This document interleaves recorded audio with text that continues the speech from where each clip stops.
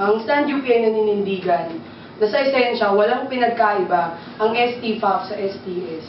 Ginawa lamang nitong mas efficient yung proseso noong pag-a-apply para dito sa assistance program. Pero nananatili na pareho silang mekanismo upang mas maging katanggap-tanggap sa mga estudyante, sa kanilang mga magulang, yung pagtaas ng tuition fee.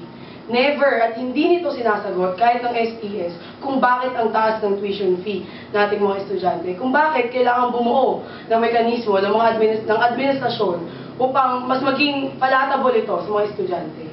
Ang dapat nating ikampanya, imbes dun sa pagpaperfecto noong mga reforma dito sa ating STFAP o STS man yan, ay yung pag-rollback ng tuition fee. Dahil sa rolling back of tuition fee, dito natin makikita sa konkreto kung ano ba na ang edukasyon ay karapatan. Bilang bracket E student, hindi ako naniniwala na mapapabayaan yung ating mga nasa lower brackets kapag nag-rollback ng tuition fee.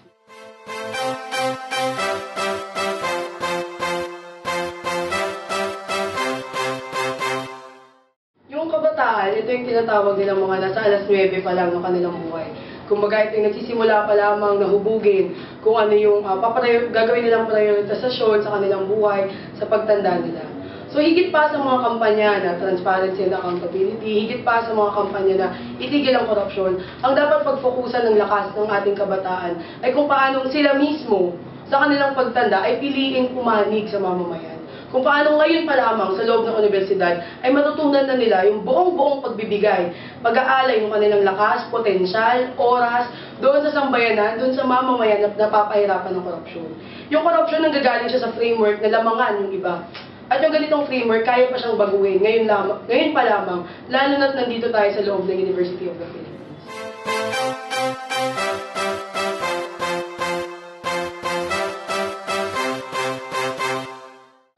Ihahambing ko ang aking plataforma sa isang bahagi ng katawan, ihahambing ko to sa kamay. Katulad ng mga student leader, ang kamay ang nagiging tagapaglikha. Bilang student leader, tayo dapat maging tagapaglikha rin ng kasaysayan. Alam na natin kung ano yung problema sa loob ng universidad at sa labas ng ating lipunan.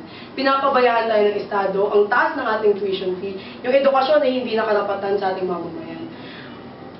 Napakadali ng sagutin. Napakadali ng sagutin yung mga intelektual na debate. Panahon na para kumilos. Panahon na para tayo naman yung lumikha ng panibagong pahina sa ating kasaysayan. Hindi tayo mapag-iwanan na purong mata ang ginagamit, utak. Panahon na para kumilos. Kaya, sa ulit-uli, sa kamay ko ikukumpara ang aking plataforma.